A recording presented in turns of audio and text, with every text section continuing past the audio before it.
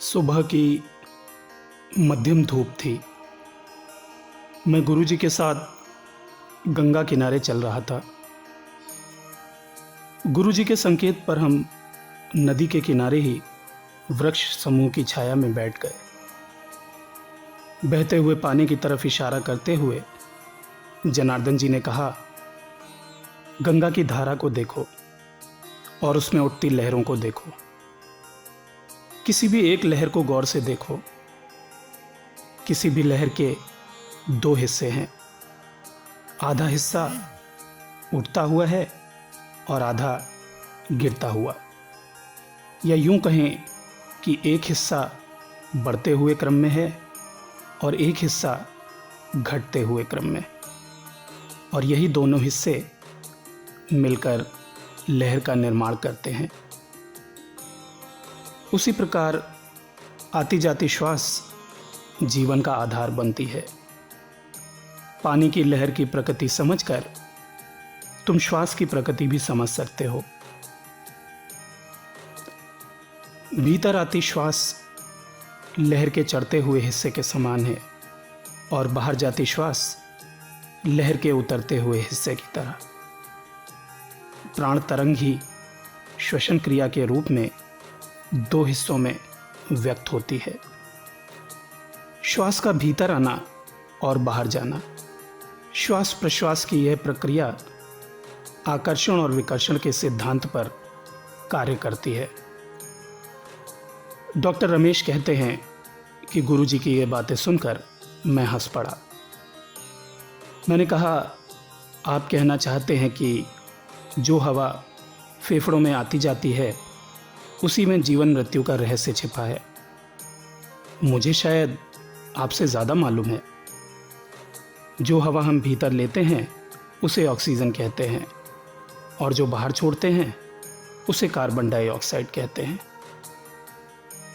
यह श्वसन क्रिया जीवन के लिए महत्वपूर्ण है, परंतु इसमें कुछ भी गोपनीय और रहस्यपूर्ण नहीं मालूम होता। इतना बोलते हुए मैंने गुरुजी की ओर देखा। गुरुजी आंखें बंद किए हुए शांत बैठे थे। उनके चेहरे पर कोई भी भाव नहीं था। गुरुजी को इस स्थिति में बैठा देखकर मुझे अपराध बोध हुआ। मन में आया कि मुझे ऐसा नहीं बोलना चाहिए था। गुरुजी ने आंखें खोली।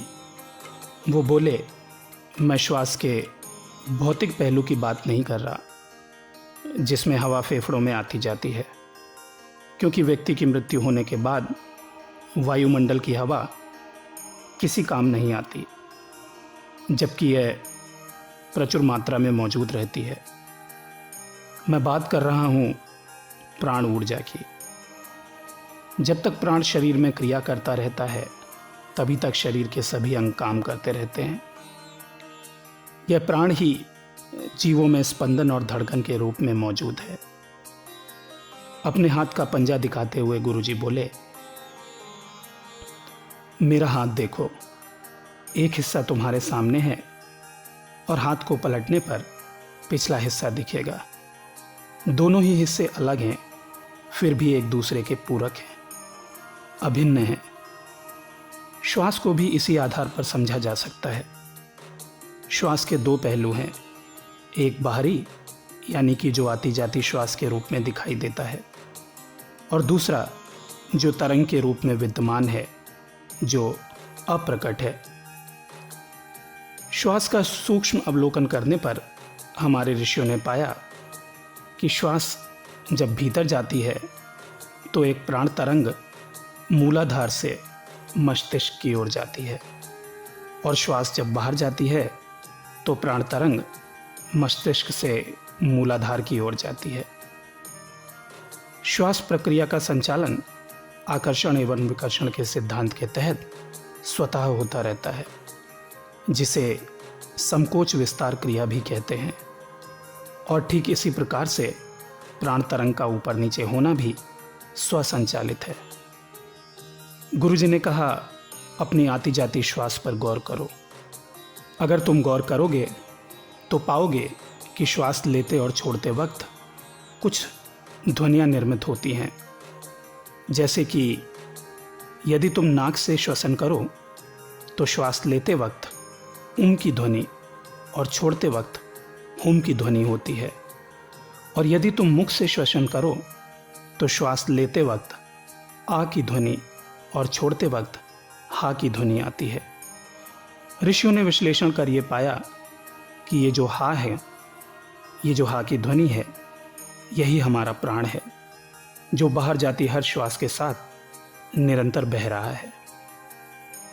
और श्वास के आकर्षण और विकर्षण वाले सिद्धांत पर गौर करें तो यह हा की ध्वनि या प्राण विकर्षण से पैदा हो रहा है। ये वही विकर्षण है जिससे बच्चा पैदा होने पर रोता है।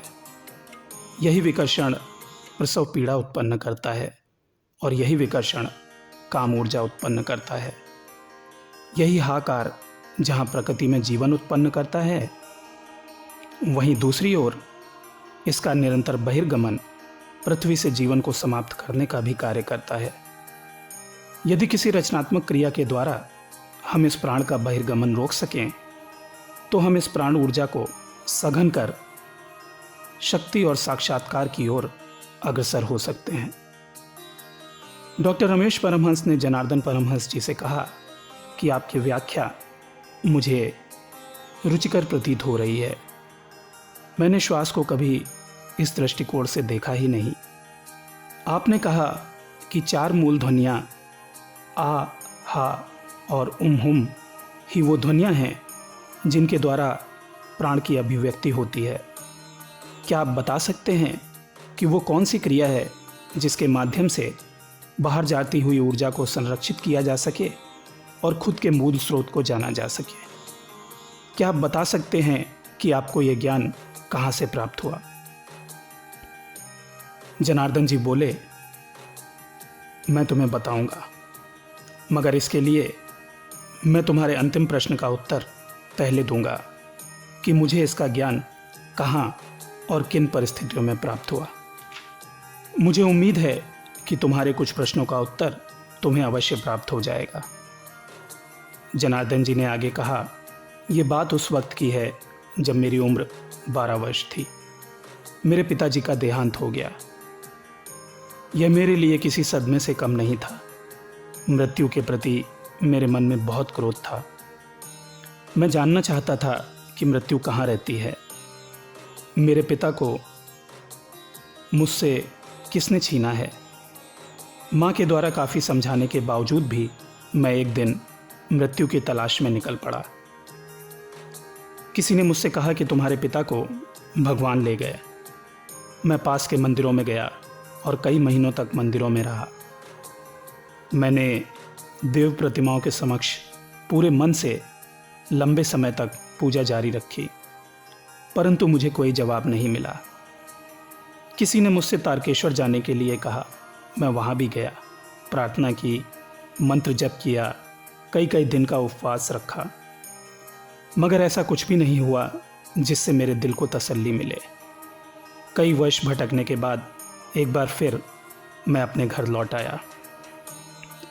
मैं अपना अधिकतर समय किताबें पढ़ने में व्यतीत करता।